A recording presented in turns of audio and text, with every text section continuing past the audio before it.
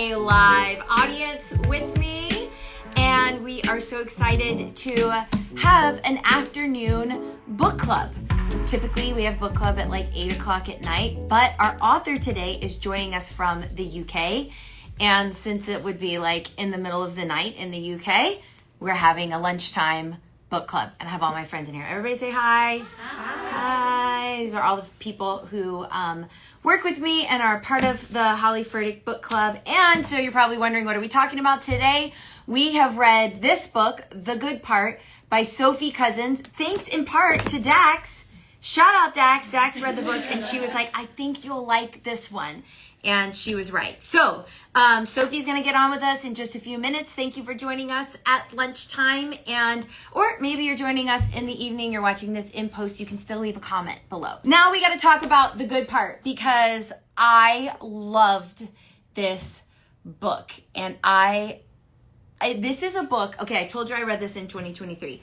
This is a book that I have read that I don't know what I would call it, like food-wise. It's like, okay, let me think. This is a book that I kept thinking about. Which is what is so cool about it, because it's sort of like a lighter read, right? Like if you're gonna give it a genre, you might give it like comedy, or it's a little bit of a romantic comedy, I guess. It's just like a light girl book, but yet it had such a punch, and it really made me think about so many things about just life in general, and I'm still thinking about it. And so like a year later, we were talking about what books we want to do for book club. I was like, let's see if we can get Sophie Cousen, because I'm still thinking about The Good Part, and I'm wondering how much you liked it as well. So let me know. Stop telling me about all the other books that you read, and let me know how you like this and what it made you think about. One of the things that I loved about this book is how it depicted like the complications of marriage, but like in a good way. It was like, marriage is wonderful, but it's also very complicated. And it was fun, it was light, but then this is the thing. I feel like the message that this book had, and if you haven't read this book, we do spoilers because this is a book club where like we have actually read the book. This isn't like we're bringing the author on to promote the book. We already bought it. We already read it. So if you haven't read it and you're kind of interested, then you might want to get off and watch this, read the book and watch it later. But here's what I loved about this book. I feel like the message of this book is there is no good part in life. That it's all jumbled up together. The good and the bad, it's like scrambled eggs, and you can't separate it out. And like the good makes the bad easier, and the bad makes the good better. And it was just a really beautiful way of telling the story. So I can't wait to talk to Sophie and see if like she intended to give me that message and how she got there. So here's some of the things you guys are saying. Shannon says, I hated okay, so we're just gonna jump to the ending. Okay, so this is the thing that everybody wants to know, because I would like to talk about the part where she wakes up. And so basically this girl, right? She's in her late 20s. She's working the very entry level of the job that she really wants to advance in. She doesn't have a even like romantic prospect anywhere in her future. And so she makes a wish that she could skip to the good part of her life. And she wakes up in bed next to a strange man, and she has 2 children, and everybody's, calling her mom, and she has no idea what's going on. And so one of my favorite parts was where she's like, oh my gosh, I have money. And she goes to Selfridges and she buys like this whole like designer getup. And then she gets home and her husband is like, she realizes like, oh, we don't actually have money. We have bills, And I thought that was a great part. But you guys want to talk about the ending. So we'll talk about the ending. Did you like the ending? So basically we're going to fast forward all the way to the end. And this girl, she really gets to choose. Because she's fallen in love with these children, with this man, with this life. But then she realizes that she missed, like, what is it, like 16 years? 16 years of her life. And she realizes that, like, there were some really sad things that happened to her, but then, like, how did these beautiful people come about? And so she basically gets to choose whether or not she gets to go back. But if she goes back, then she forgets this good part. Yeah. Okay, so this is what I want to know. How did you feel about the ending? Okay, so in this room, I'm going to read some of your comments, okay? But in this room, let's do a show of hands. Let me move, I got to be able to move my thing around. Okay, did you raise your hand if you liked the ending?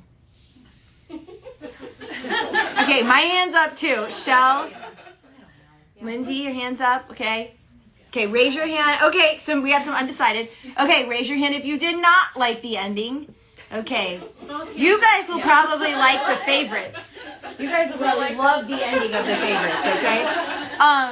So I want to know, okay, so let me just read some comments and then I'm going to ask some of you guys why you liked it or why you didn't like it. Okay, let me back up. So let's see. Gail, Ginny Dillon says, no, I think I would have stayed. Gail says, I couldn't believe she left her children. Well, she didn't leave her children. She did not leave her children. Okay. Let's see. Kristen says, I have to believe that Felix comes back around or I simply can't bear it. Let's see. Porcelain says, I wanted her to stay. Cries Crafter says she had to go back. I'm with you. Sandy Rule says, I felt so bad for the family when she was telling them. Lynn says, perfect ending. Lynn, I'm with you. Let's see. Mama Debbie says, I didn't want her to go back. How could she leave Felix? Lisa Efam says she loved the ending. Charlotte says she hated the ending, but the good parts are conflicting. Jen says she didn't like the ending. Sean says she loved the ending. You guys were all like 50-50. Okay, so we're going to start with Heidi because Charlotte Fishback wants to know, what does Heidi think? I think I just lives in my head so much that the memories feel like when you think of an event, you remember it. And so, yes, you experienced it, but you remember it. So to me, it would have been the same thing if she left, if she had all her memories. Wait. I'm not following Sorry. you. So, okay, if she stayed, you're saying she would have had all of the memories. She would have all her memories. Because they're like a part of her subconscious. Right. So they said if she stayed, she would have all their memories of all the things that happened, as if she went through them. So to me, it would have been like, okay, well, I went through them, so now I get my family, and I have all the things. I basically have experienced all of that thing. Why would you go back to something that's not secure, that you don't know if you're going to have that family again, when you know you do? But I felt like she was going to have that family again. Because she re-meets the guy. Like, it's not like it, like, cuts off right there. Like, she goes back to, like, her young self, and she meets Sam, right? That was his name, right? Sam? So she meets him. So I'm like, I don't know, because I think, but maybe, like, all those memories are, like, subconscious, but you didn't experience them. And she, like, missed a huge chunk of her life. And I think it just made me think about how, like, there have been sad things that have happened to me and hard things that have happened to me. But if I could have skipped those things, they wouldn't have made me who I am. You see what I'm saying? So, like, I feel like she just knew that she was missing too much she missed the good parts too. You know what I mean? And I think she just knew she had to go back. Okay. Somebody else tell me you disagree. Dax. Yeah. Well, okay. I think because I resonate with the younger version of her. So I'm like, you got the good part now, so I want her to stay there. And I love the family and all that. But also if she goes back, what if she forgets the lesson of, like, really being in those moments? Okay. And so then I like that. Because when there were versions of her that she found out about that she didn't like, right? Like how she treated people at her job, and now what if she becomes that version But what of herself? if, like Heidi said, those things are, like, in her subconscious. So now she's going to do things differently. Then I'm better with it if she ends up with the same family. Did the book actually say that she would forget everything if she went back? And then she had the lady But next door. wasn't it like she was it kind of alluded to, like, she appreciated her apartment more when she was back. Right. So it made me But she feel just like, didn't know why. right. But so it made me feel like she would. Yeah, because it was deep. It was in her. Yeah. It was in her. Okay. All right. Let's see what else some of you are saying. Okay, Abigail Sue says, I loved and hated the ending. Okay.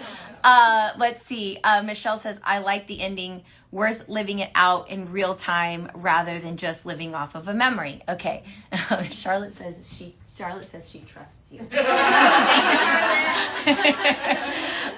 Renee says that she loved the ending. She's going to find him again and she gets to live this time.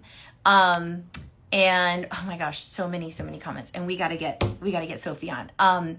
Let's see. Shonda says she needed to live those 16 years that she missed. See, I think the same thing. Elise, who's sitting out in the other room, says she would have stayed. I could not walk away from my kids not knowing if I'd get back to them. Right. But they weren't really her kids. They were like somebody else's kids. What about when they woke up the next day? They were gonna be fine because it's a book. She left her children. She's frustrated now that she experienced a taste of like everything that she wanted. Now you got to go back, and you're like, I know I'll get that someday, but I have to live like back at the start of your job, and you're like, I'm gonna be the CEO or whatever one day, but now I still gotta get coffee. But you had to. It's like you can't skip all of that. I just feel like you can't skip those hard parts because, like, okay, this is a great discussion, right? Because she gets to her job and she doesn't know how to do it because she didn't do all the hard parts that led up to the job. Yes. So she wouldn't have the job because she wouldn't be able to keep the job. If she had stayed, she wouldn't be able to keep the job. Yeah. Because she didn't know how to do it. Her memories were coming back. Right. Oh, come on. Because she did live it, right? I'm with you, Dana. Yeah, because she started remembering things like characteristics about her husband. honeymoon. So remember, it was coming. Yeah. It was coming. All right, we got to get Sophie on because I want to know. Okay. Out there, you were like, how dare you? All right. Hello. Hello. Thank you for coming on. I love that it divides people so much. I've really enjoyed hearing you all debate it. It's amazing. We have so many questions for you. Okay, this is my main question. Was she going to get all her memories back if she stayed? Yes, she was going to get her memories back, but I think the key line in the whole book is that remembering is not the same as living.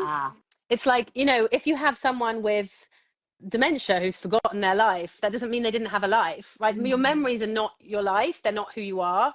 And I think they would have painted it in enough for her to be, the woman that her family needed her to be and everything. But I think in terms of like life experience, the idea of just, if you could jump ahead now 10 years and be in a better situation, and you'd remember everything in between, but you wouldn't have lived it. Like, I think that's the crucial feeling, is that there's something in the not knowing, and there's something in the experiencing every day. And as you say, especially with the work, I remember having that feeling of going to work and seeing the top guy on TV and thinking, oh, I wish I had his job. And then if you had it, you wouldn't know how. You wouldn't know. You have to learn. You have to go on the road. You have to fail. You have to fail to get where you need to go. That's what I thought, and that's why, because obviously, like, this isn't gonna happen. So the point of the book is like, you can't wish away the season that you're in, because the season that you're in is always preparing you for what's ahead.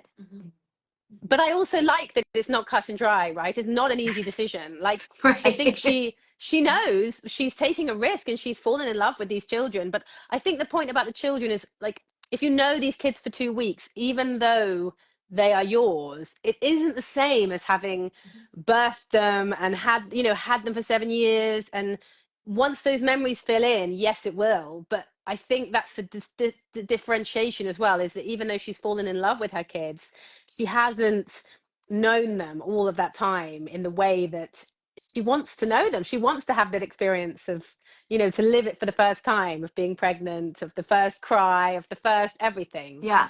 But it's not an easy decision. And I think that's what makes it such a heart-wrenching ending. Yeah. And I think when you think about motherhood, like, you forget a lot of the hard parts too, You're talking about the memories. There's a lot of stuff that you don't remember, and the idea of having even less of those memories, to me, you know what I mean? Like, would be would be horrible. Okay, so let me go back. Start at the beginning. Can you read us this section of the book? Yeah, sure. I can read you a bit.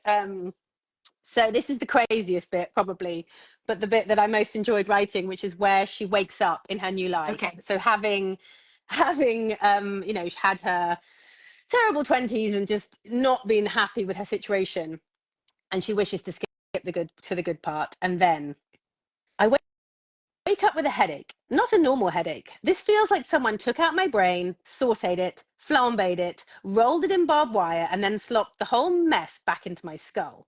Holding my head with one hand, I try to open my eyes to look for water or paracetamol. That's when I notice the curtains. The navy blue, beautifully textured, heavy linen curtains. Those aren't my curtains. Then I look down at the cream-coloured, soft cotton duvet. This isn't my duvet. Above me, there is no sign of the damp yellow stain on the ceiling, only a large rattan light shade. This is not my bedroom. The searing pain in my head makes me wince as I turn and find a man in the bed beside me. The shock of seeing another person makes me freeze, and I pull my lips closed to stop myself from squealing in alarm. Why is someone in bed with me? Did I sleep with Dale? I know I didn't sleep with Dale. Unless I did. How much did I drink last night? 3 glasses of wine at the pub, and then 2 gin and tonics an hour or two later with the face sucker. So drunk, but not so drunk I wouldn't remember going home with someone. Looking at the body beside me, I quickly conclude it does not belong to Dale. This man's shoulders are broader. His hair is darker. Could I have picked someone up between Dale's house and mine?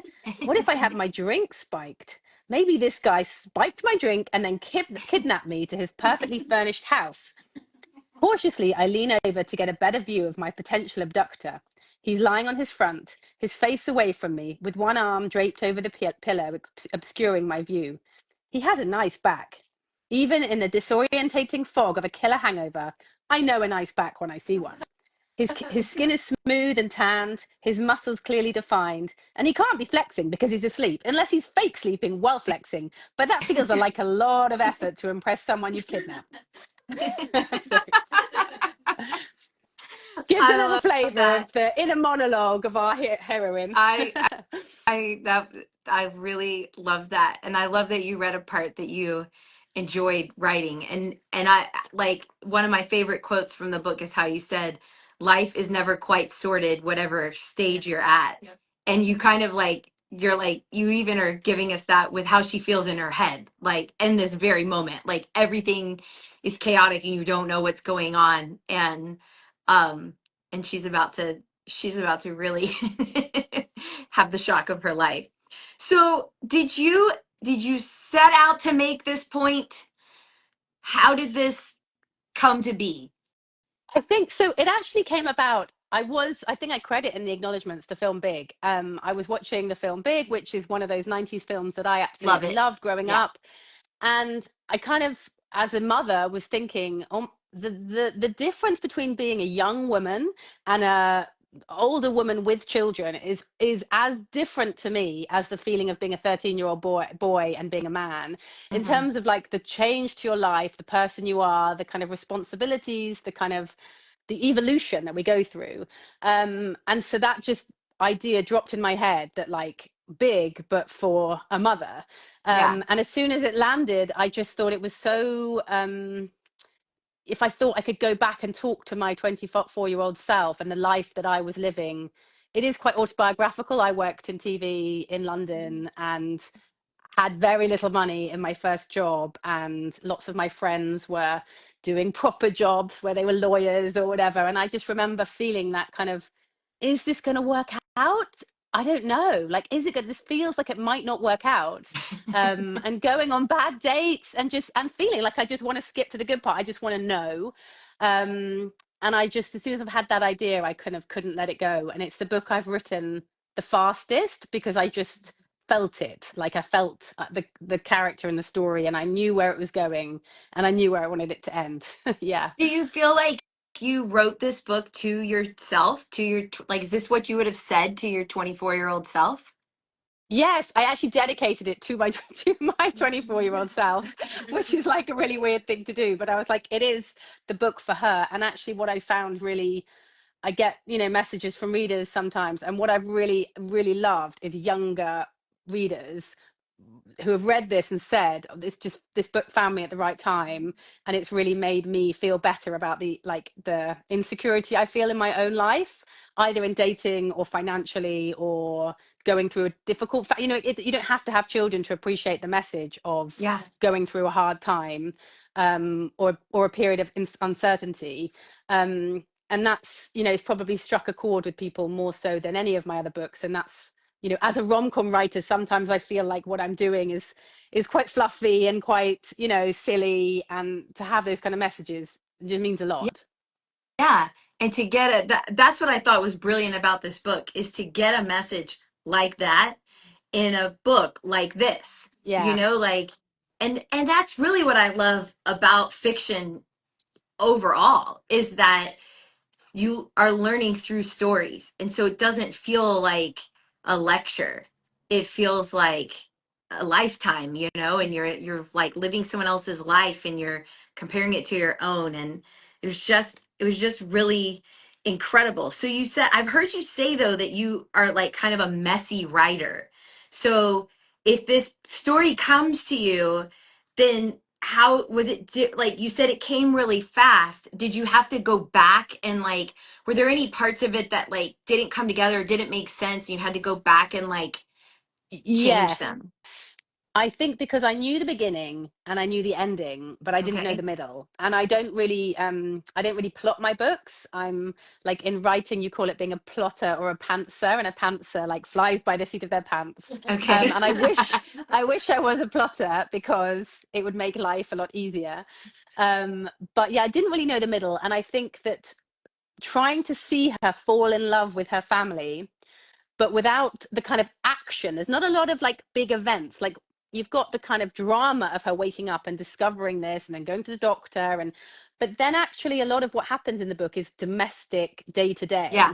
And so I think the challenge for me was, in writing this, was to not make it too boring, because actually a lot of mum life with a small baby is quite boring, but also to feel her fall in love with her family, just increment by increment. And I think that was a challenge. And also the work stuff, again, a lot of work is quite sort of mundane stuff you're doing, and to get that journey for her at work, where she's sort of realizing how far she's come, but also kind of learning something on the way.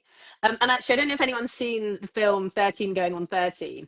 Oh, which is another kind of update of Big. But I hate the ending of that film, right? Because actually what happens in that film is that in the future, she misses out on marrying her childhood sweetheart. And so she has the opportunity to go back, but knowing everything she knows. And can you imagine being a 13-year-old girl, knowing the future, knowing who you're going to end up with, knowing all the stuff that has happened? I mean, I think that would be hell. Isn't knowing hell? Like, that's what, like, it's unnatural. And it's, I even think now some of the stuff that's happened to friends of mine who have, had bad experiences or got divorced, or if you told them that 20 years ago, that'd be a horrible thing to know. But when you live it and you go through it, it isn't, you get over it. But I thought that ending of that film, even though it's a very light rom-com, if you actually think about what that would be like for that character, I don't think it's what you'd want. You're right. It's really funny that what you just said, because I had a conversation with a friend the other day, and we were talking about something painful that I had been through. And I said, if I could go back and say something to my 30-year-old self, I wouldn't say anything. Yeah. Because there was a lot of good that I needed, even though pain was around the corner. Because it was about a friendship that had ended. And I wouldn't go back and tell her, like, don't be friends with that person. It's not going to last. Because I needed that time with that person and what they were for me at the time. And so I think that's why I loved the concept of this book, was this idea that, like, no, you can't know. And because if you know, then you don't get the thing that you need. Do you know what I mean? Yes, totally. Yes. And there's a very good book actually by Leanne Moriarty. I think, oh, is that her name? It's called Yes, No One Like, about the woman who predicts people's on deaths on a the plane. Have you plane. seen? I read that book like last week, and Yes. it was And that's so the hell crazy. of knowing. That's the hell of knowing, right? Because even though they don't really know, like, do they believe it? Is it something? But that idea that if someone told you when you were going to die, I mean, that would be Right, horrible, horrible. right. No one wants to know. Yeah. Yeah. So was there anyone else? So, okay, are you telling me that this was you? Like you actually wrote like yourself in this story? This character is you? I mean, I think she's a little bit more crazy than me. A little bit more crazy. She's like maybe a heightened version. No, she's not me, but I think that feeling of being in your 20s and not and living in a bad flat share and having a poorly paid job and despairing of dating was very much the situation that I found myself in, and that I sometimes reflect back on. I'm now married with 2 children and do a job I love. And I guess it doesn't work out for everybody that they end up. But where's the end point? There is no Right. end point until you're dead. Yeah. So, what point are you going to wish yourself forward to? There might, everyone's going to have bad things happen. They're going to lose loved ones. It's all kind of relative. But yeah, I definitely feel like this was a story for people feeling that uncertainty, and that I definitely know that I suffered from. Yeah. When you write your books, do you like to put people that you know in the books, like secretly? I do often. I'm so bad at thinking of names. I often put names in and then forget. And then someone will read the book and be like, "Oh, you put my husband in it," or something. Um, or I put little, like my sister lives in Farnham, which is where this book is set, and so I think she goes on a date with Sam to Polly's bar, which is like my own little joke from my sister, that like all her friends will be like, "Oh, Polly's bar," because she likes to drink. Or like there's usually like little jokes like that to myself. But yeah, and then years later, someone will say, "Oh my God, thank you so much for putting me in your book," and I'm like, "I hope it was a nice character. I can't remember." That's awesome. Were there was there any part of you when you were done with the book that you felt like an element of sadness because you felt you were so with Lucy that you were kind of sad that it was over? I mean, it's the only book of mine that I like. Some writers get very emotionally invested in their books that they're writing in, and I'm always a bit like, I'm not really a crier like that. And then when I was writing the bit where she leaves Felix and at the science fair, and he says go, I just almost couldn't write that bit, because I think for me that whole like leaving your child, it just hits me in a place that's just was really emotional. And yeah, when I was imagining saying that to my own daughter or something, it was I felt really emotional about it in a way that I haven't about other bits that I've written. But funnily, it was more about the child actually than even the husband. There was something about Felix and their relationship. Like I feel it was a love story to him as much as it was to Sam. But yeah, and I think when I finished it, though, no, I was kind of glad I left her where I did. There was some debate, I think, with editors about how much to show. Like some people wanted me to show a bit more, that show that she did get there, or to show her and Sam. But I think for me, it's the uncertainty. You have to leave the reader with a degree of uncertainty, because you're 95 reading it, 95% sure it's going to all work out for her, and you see her go to the bar and she's wearing the gold dress. But I think for me, I don't want to wrap all my stories up with a neat little bow, because that's not what life is like. Yes. Yes. I totally agree.